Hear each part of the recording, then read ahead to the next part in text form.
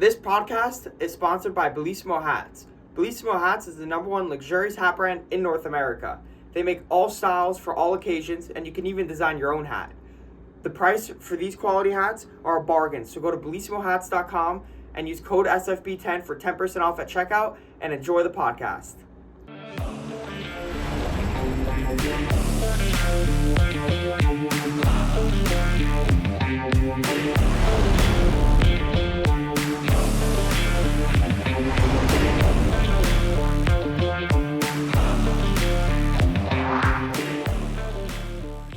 Welcome back to the Success from the Best podcast. I'm your host, Ellie Schuckman, and today we are honored to have a titan of urban real estate development joining us. With over 30 years of experience under his belt, our guest today specializes in the acquisition and development of complex mixed-use projects across metropolitan New York and New Jersey. His name is Aaron Malinsky, the principal and CEO of Curb Cut Urban Partners. With over 100 shopping centers developed throughout the metropolitan New York region, a variety of residential and industrial projects, and to date, his development experience spans over 21 million square feet of retail space, over 4.75 million square feet of industrial distribution space, and over 300,000 square feet of office space. Thank you for being here. My pleasure. It's a true honor. I know you're a very busy man, and you took your time out to help me with my podcast, so thank you so much. So just to get right into it, when and how did you get into the real estate business? Graduating from college during the mid-'60s, there was lots and lots of urban upheaval, urban transformation going on, and the 60s were a rather tumultuous time. And cities were suffering, and I was fascinated by the urban experience. And I determined that I wanted to make a career in urban planning. And I sent out applications to a number of schools to get a master's in urban planning. And I accepted an invitation from New York University School of Urban Planning. And in September of 1970, I went back to school. However, at the same time, I was fortunate to get a rather unique opportunity to work for an urban planning consulting firm. And in that capacity, I further learned about the city in a more formal fashion. And I had a very interesting first project, and that was to plant street trees throughout the 5 boroughs of the city of New York. And I remember the price of the contract in 1970 was $5 million, which is a lot of street trees. Yeah. And most important, it taught me a lot of history. It brought me very close to a lot of neighborhoods I'd never been in. And it was a fascinating experience. And it was basically a one-man show working for the consulting firm. And that was my day job. But I also had the opportunity of working for a famous urban planner and architect named Robert C. Weinberg. And he was at the time the architectural critic of WNYC. And he afforded me the opportunity to write and learn about current projects, which he then put on the radio. In the evenings, I rushed home. I was newly married, had dinner, and then went to school.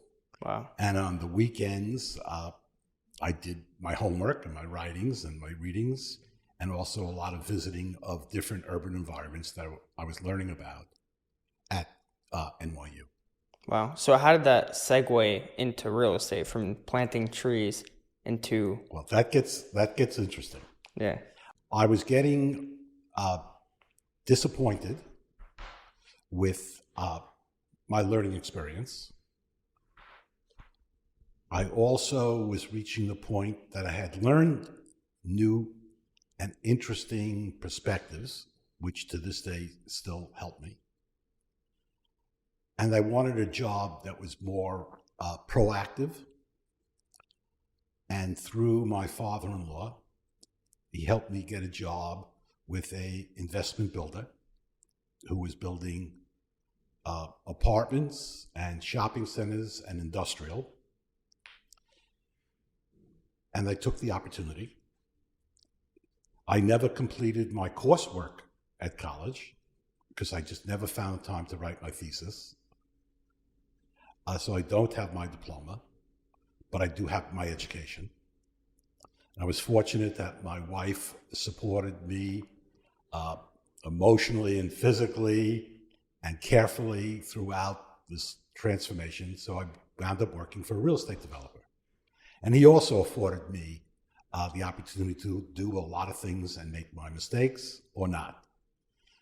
My first job was estimating for construction work. And I always remember the first thing they had me estimate was bathroom partitions. And I worked all the way up to bricks and block. Wow. But I also did, in 1972, a turnkey housing project in Albany, New York, where I was basically the equal employment opportunity officer.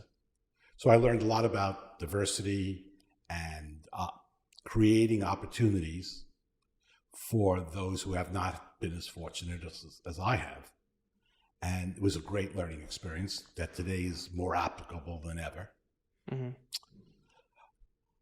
Then working for a gentleman called Alan V. Rose, I was exposed to, again, all forms of construction projects, from high-end condominiums to an industrial park, to the housing, and to the core shopping center business, which I remain in.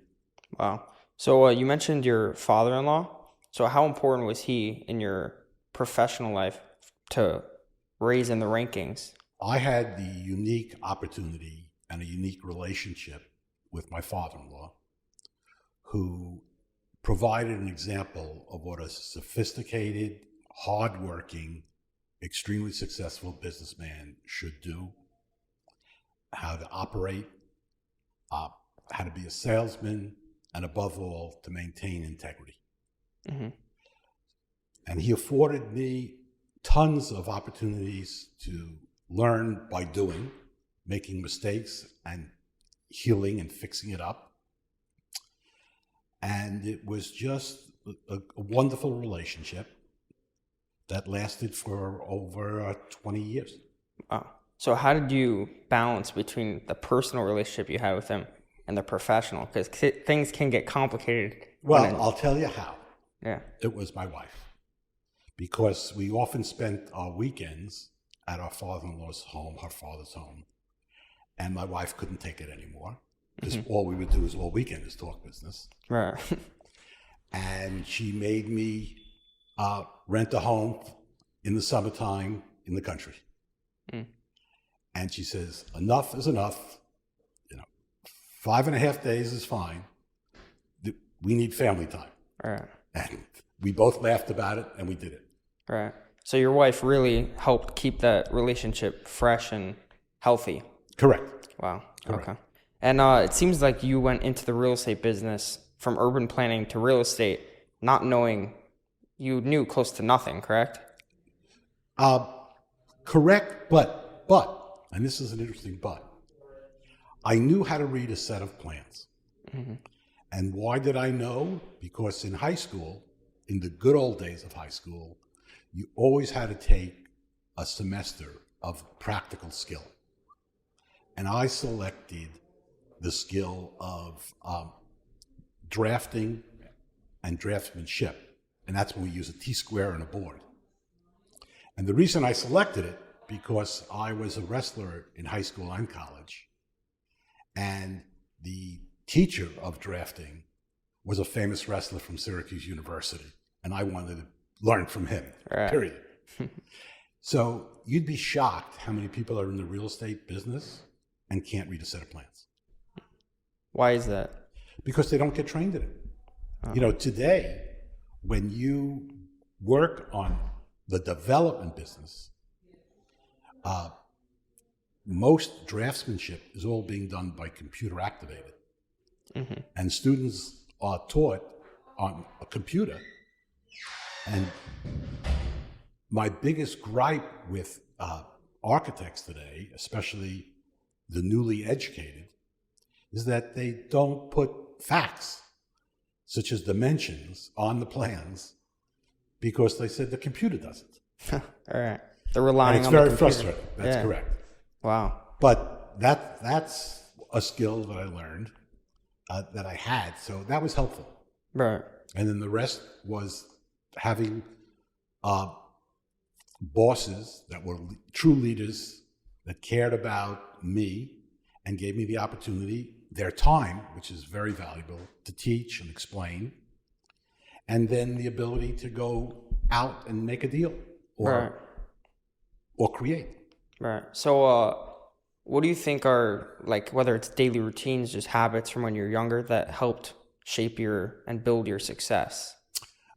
I'll go back to my third grade teacher, Mrs. Siebert, who was a strict teacher, and she insisted and took away points for poor punctuation, for writing unclearly, for not having clear, concise thoughts. So her help in having a disciplined education and to pay attention to details, because they count, was one important step. And then I had wonderful mentors. My father and mother believed in education, and work. And then, of course, again, I told you I was very active in competitive wrestling, and I had a wrestling coach that had those same principles. Right. I look back at my life with three primary mentors, which are my parents, my old wrestling coach, Alan Rose, my first developer, and my father-in-law. Wow. So you mentioned the wrestling coach. Yeah. So I know you were very into sports when you were a kid, right? Yeah. So do you think that sports helped you with your work ethic, or just whether it's just whatever you're doing in your daily routine? Do you think part of it came from sports? There's no question that sports is part of me, and it's part of the reasons that I have achieved some of the things I've achieved. And the important elements that you learn is teamwork. Even a sport like wrestling has teamwork to it, because you want to win the team score, and you have to move around different grapplers, as we say, to score the most amount of points. Determination, hard work, and never give up. Wow. So it seems like that work ethic is like a very big core part of who you are. Would you say that? Well, work ethic is fundamental, and I may be a little bit crazy on the work ethic. If you talk to my kids who are in business with me, they'll tell you that he's crazy. Yeah. And but also, as part of a work ethic is preparation.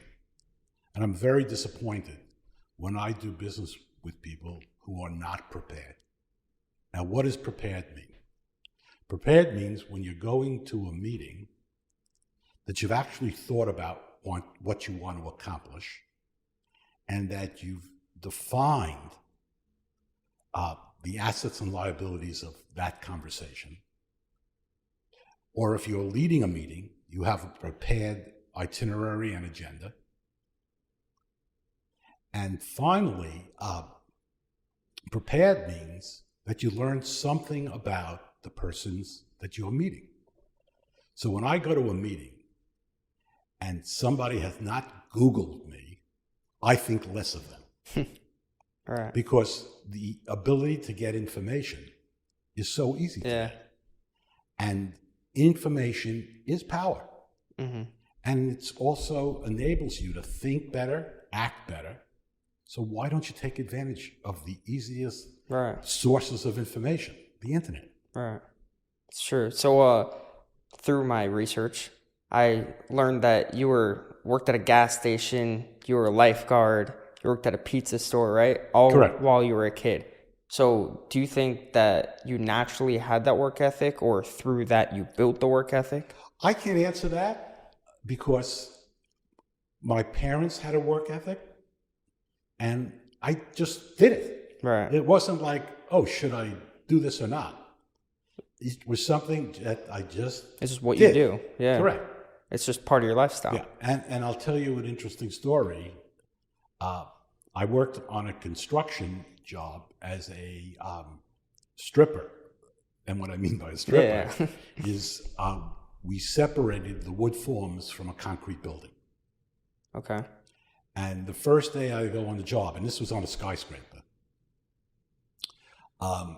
there was no OSHA in those days, and this is probably 1968. There's no ocean? OSHA. Oh, I'm like, OSHA. What's OSHA. OSHA? Occupational and Safety Health. Okay. So that's where you have to wear a hard hat now, you have to wear glasses. So I was on a job, we wore a hard hat, but no plastic glasses, and I got a splinter in my eye, which of course I rubbed all day. And when I came home, my mom immediately rushed me to the eye doctor and said I scratched my cornea. And the doctor said, okay, but you got to stay home tomorrow. And my mom said, you got to stay home. And I said, there's no way that this boy is not showing up to the second day of work. Right. I would be like forever thought of poorly by the team. Right. And I went to work like Cyclops, one eye. Wow. And did they like respect you for that? It wasn't even talked about. Really? It was just like, they didn't know, and I didn't say anything. Right. Wow. So if you had to give one story that shows, like one success story that kind of shaped your career, what would that be? Oh, that's a tough question. One story.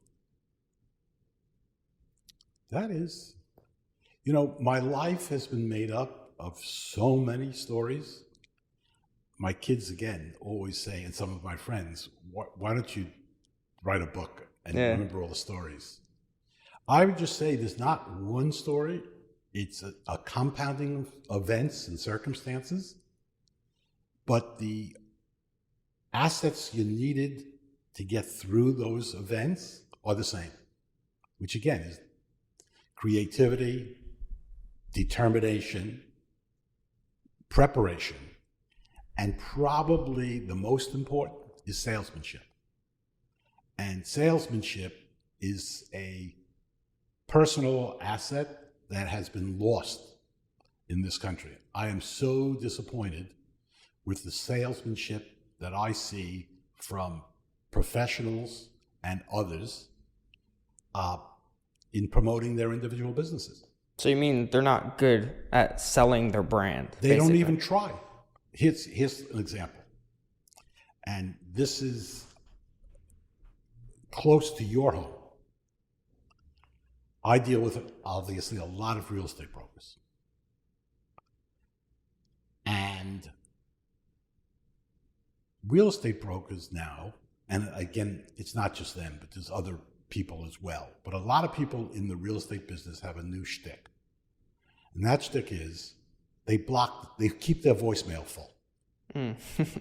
Now, if you're a salesperson, how could you keep the principal means of communication, the telephone, blocked? Right. It gets worse when you realize that certain people, when you block me on your phone, I think less of you, and I basically cross you off the list. Or I say, I never call them again. I send them a text and say, call me.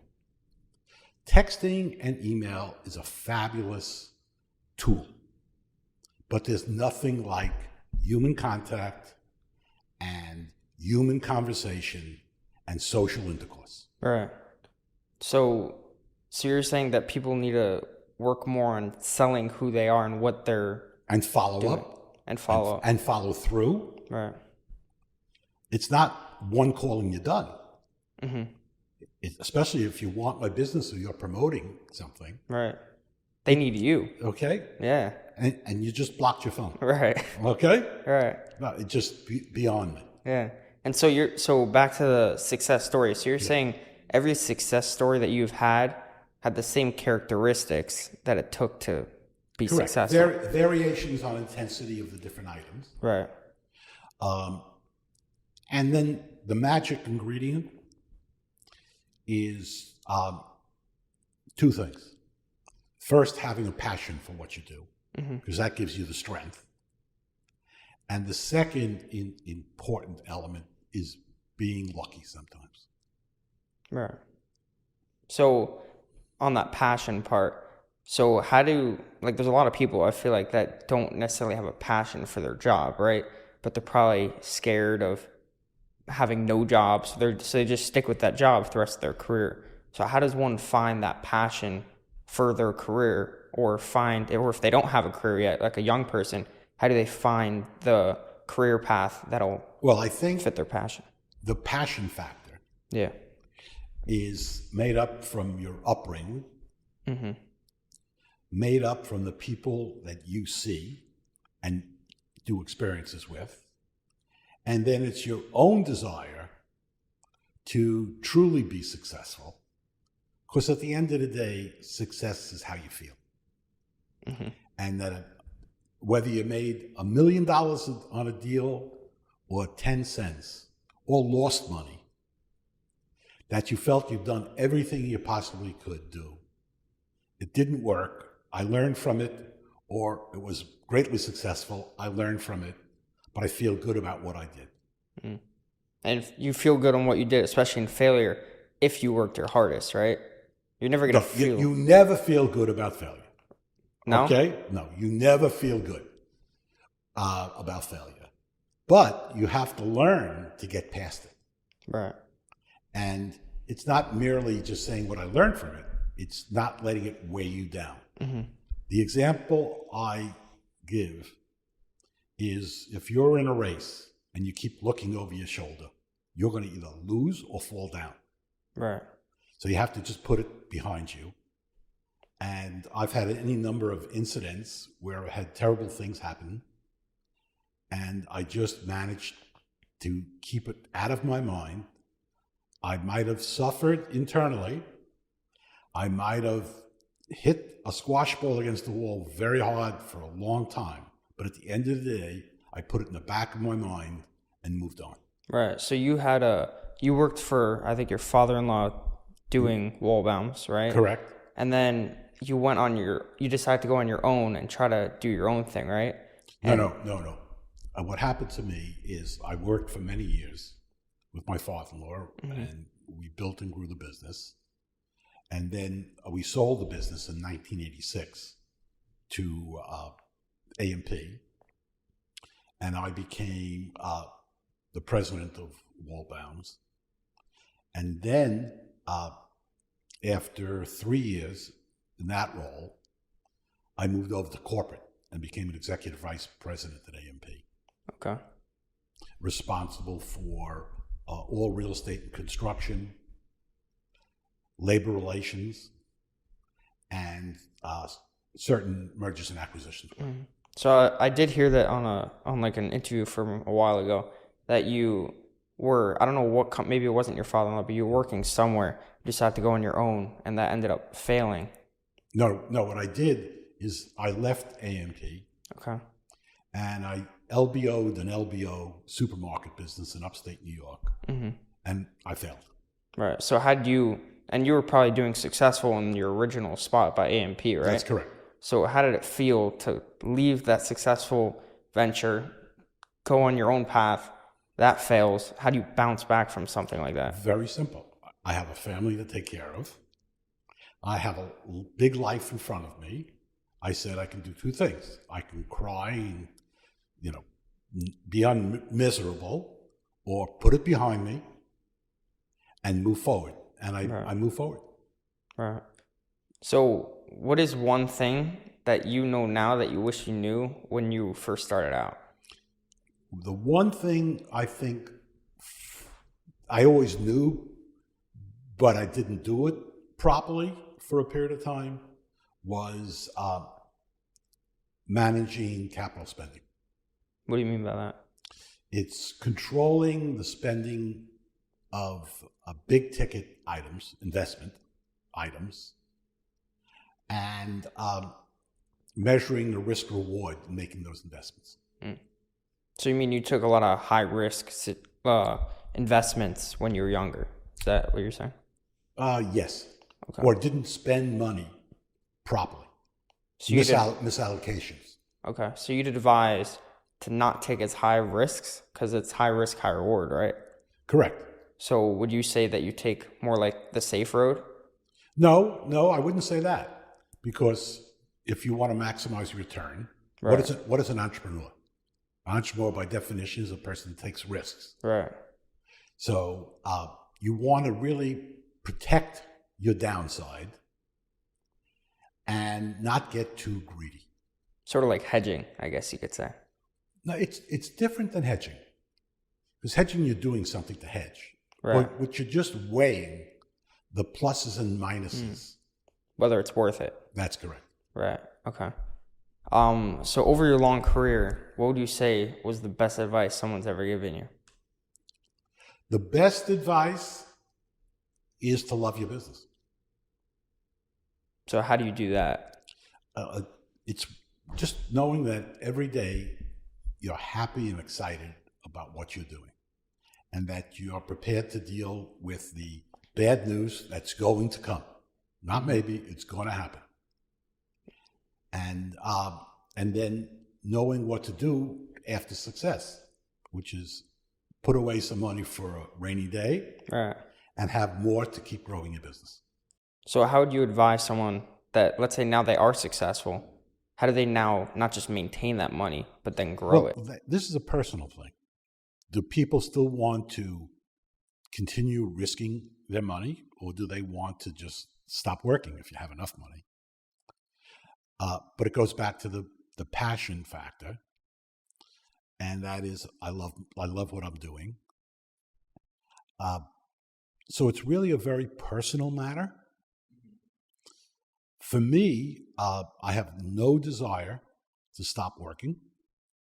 I think if I stop working, from what I've seen of friends and acquaintances, when they stop working, they lose their edge. I think it's to stay old and vibrant and healthy and a sharp mind is adrenaline. So you have to have the excitement for the day and be prepared for the surprises. So you think that are you ever gonna retire, or you feel like? I already told my kids they take me out of my work environment by the boots. Really? Correct. Wow. Now, that doesn't mean, and modern technology allows it, that I'm not traveling the world, because I could be in the Kremlin studying Russian history and pick up the phone and tell somebody that I'm around the corner and no one would ever know the difference. All right, so it's a lot easier to not retire and still. I love it. I love it. That's awesome. So now more into what you're doing now. I know for those that don't know, you're working with my father doing BTF Capital. Correct. So how'd that come about? To the credit of your father, who I've known probably most of his life, because I've been partners with your grandfather. And Kenny came to me with this recognition that given the success of the internet and the consequences of COVID, and to me, COVID accelerated the internet effect on retailing, that people needed to reinvest in their shopping centers. The suburbs were coming back and gaining population again because people were leaving the urban areas. And that shopping center re-transformation requires capital, risk, and reward. And that many older established properties, the ownership was not prepared to have to reinvest in the property or to take the risks necessary to enhance tenants. And he saw a niche, and he thought with our combined experiences, we'd make a great team. And I thought he was 100% correct. And we started pursuing this on properties in the metropolitan area. We have right now bought 2 properties, have 2 under contract, and looking at a half dozen others. We are being creative, and we're being diligent, prepared, and your father, my partner, has salesmanship. And our big goal for our company is to raise the proper debt and equity to be able to continue to grow this business. In this current environment, that's a little bit challenging, but we're finding ways. And it's just been a wonderful couple of years that we've been working together, and I've enjoyed every minute of it. So we spoke about earlier how a lot of brokers nowadays don't have good salesmanship, right? So what was it about my father pitching this to you that you liked? That you said, I want to be in on this? His basic principle and the recognition of the circumstances. So he saw a trend, a potential trend, and he ran with it, and he came for me to partner up and to execute. Right. So, and you mentioned that you need debt and equity, right, to buy everything. So how important is it to use OPM, to use other people's money when buying real estate? Well, that's not a question of how important it is. It's how you're going to get the money needed today. But you need it for every property, right? Every property is a standalone business, and you need it for every property. There are mechanisms, funds, or having a deep financial partner and going after the deals. In our case, we have been doing one-offs, investing with our own personal money and what I call friends and family. We have one deal with a fund right now. I have done many deals with the funds, and we're continuing to pursue our game plan, and we're sticking to our business. We're not running around the country. We want to be redeveloping. That's really our premise. Creating value where other people didn't see it. And that means that we're transforming some of these properties to add something that wasn't there before. All right. So like when you walk up to a property, right?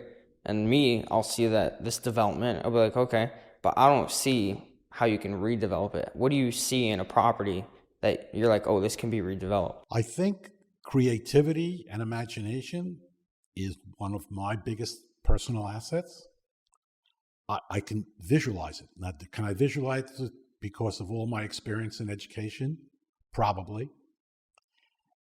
And I travel extensively, and I see and experience different projects around the world, and I learn. You never stop learning. And then use your creativity to take that learning, your skills, your experience, and above all, imagination. Don't be afraid to use your imagination, because we're in a transformative time. All right. So where do you see the difference between where it's just imagination and then where it can become reality, right? Because you can imagine like the craziest thing on like... That's why we're called developers, is that we're realistic. And that's where the preparation comes. We do deep financial studies. We talk to tenants and get ideas. And then we, through our successful experiences and unsuccessful, we put together a package. We are not in the business of buying a shopping center and just doing it for yield. You know, in a case like that, you want 1 and 1 to equal 2. We want 1 and 1 to equal 4. And that's with the value add and greater risk. Right. So what would you say is the most exciting property that BTF is now either owns or going after? Well, I think every property we're going after or we presently own are exciting. Otherwise, I wouldn't have done it. Right. Right. And you have how many now with BTF? Well, we had 3, which we sold. And now we have 2, and we're looking at several others. Got it. So you've been in the business for 50 years, right? I would say about. No, over. I started working in the business when I was 22 years old. Wow. So you've been in it for over 50 years and you plan on never retiring. That's correct. What excites you to wake up every day to go into the office and... Number 1 is to see that our ideas can become reality. And that's also frustrating. So you have to be, if you're going to be in this business or any business, you better have a frustration vest and learn some patience. All right. What is frustrating about the idea? Issues come up that you have to address, or people don't respond fast enough, or the bureaucracy of government and institutions to give you answers. There's always problems. Don't call them problems, they're points of frustration. Right. Obstacles. What's one man's problem is good for us because we're solution makers. Right. As my dad says, chaos brings opportunity. It always does. Look at what's going on in the world right now. Right. And you guys are redeveloping. That's correct. So many people get scared in times of a recession, whatever, any down. But as my dad always says, like, that's the best time, right? There's not that much, I guess it's harder to find cash. What makes you think we're not scared?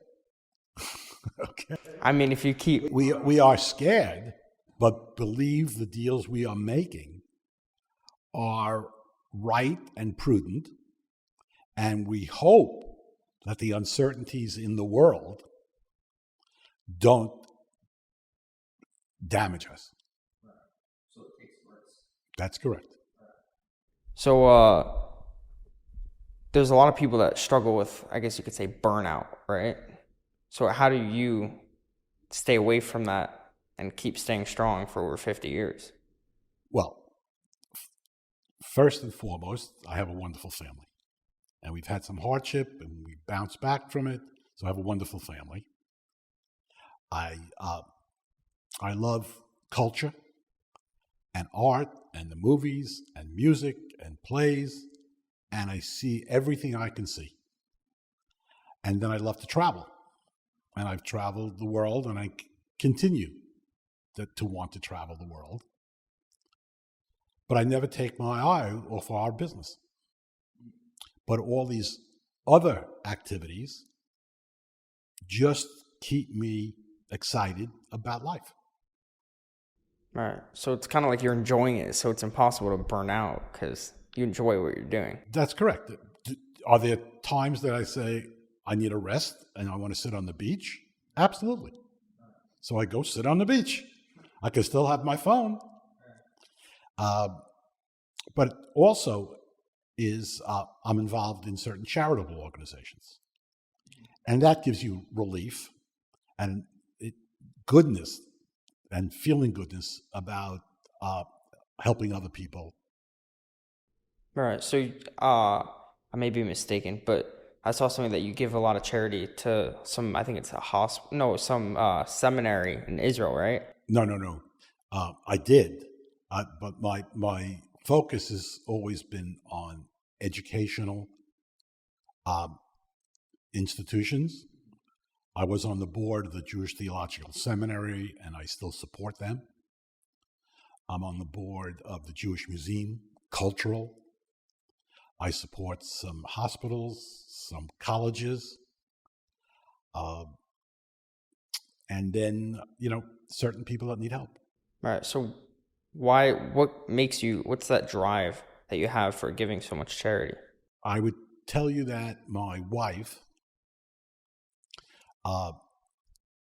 really instilled in me success, and that if you have success, you have to share it.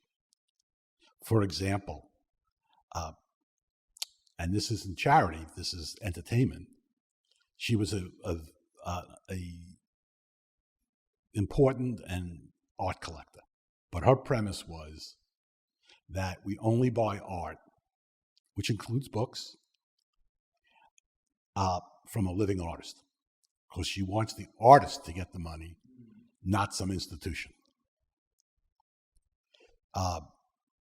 There is Uh, my wife was a unique woman. She passed away a couple of years ago. I've since remarried and have another wonderful woman in my life. So I consider myself, again, a very, very lucky man. And my present wife has the same values. Okay, so now we're just going to go back to what we were talking about before. That do you think kids nowadays have more or less of an advantage in getting into the real estate business? Because like you said before, you gained certain skills because you didn't have the internet, you didn't have technology, right? Like you knew dimensions and all that stuff. So do you think it's harder now for kids like me, my age, to get into the real estate business? No, it's how you get in and keep going after it. You know, I told you, I started out in the real estate business effectively planting trees. And I have friends whose children have taken different routes to get into the real estate business. And my two children are in the business, but I didn't let them come into the business directly from college. What'd they have to do after college? They worked at different jobs and different career paths. And at some point, when they were ready, they talked to me, I talked to them, and they joined me. So they have to be ready first before they can join you. Yeah, you need some world experience. And you need a boss that's going to yell at you, not a father who's going to yell at you. All right. And in a family business, separating father from boss is a trick. And you'd have to ask my kids if I've succeeded in the trick. All right. So just on looking back at your career, what would you say was your aha moment that you're like, okay, I made it? I don't think I've reached it yet. I don't think so. What do you think it would take for you to reach it? I'm not sure. And I think that's the drive that keeps people going. It's like, I got to get over the next mountain because there's something better there. So I can't stop because I can't get to that aha moment. I am appreciative and grateful for my success, but I don't think it's successful yet. Right. So you don't think, was there like a moment where like someone asked you advice on something and you were like, someone's asking me advice, you know, like. There was a moment, it's when I can talk to certain people, young or old, who say, you know what? I followed your idea or your information, and it really helped me get through it. Thank you. And that's great. That must feel really good. Yeah, it does. Wow. So in order for me, right, I'm aspiring to be, you know, a big real estate developer. What would you say is like the number one advice to get to the top and be like a top developer? Well, what can you do to show your drive, your passion, and then your skill set? Develop your skill sets, whether that's salesmanship, raising money, doing construction, being a leasing agent. Be very good at one or two things, but then learn them all. Don't say that's not my job. So learn it all and then kind of like become a professional in your natural skills and then run with that. Correct. If you're going to be a developer, being a developer is like controlling an octopus. There's 8 tentacles out there, and you got to keep them straight. Right. Would you say development is a lot harder than brokerage? Would you say that? It's different. It's different. Brokerage is part of the development process, whereas being a developer, you're dealing with all of it. So the brokers kind of like stay in their lane while the developers have to overlook everything. They're a producer of a movie.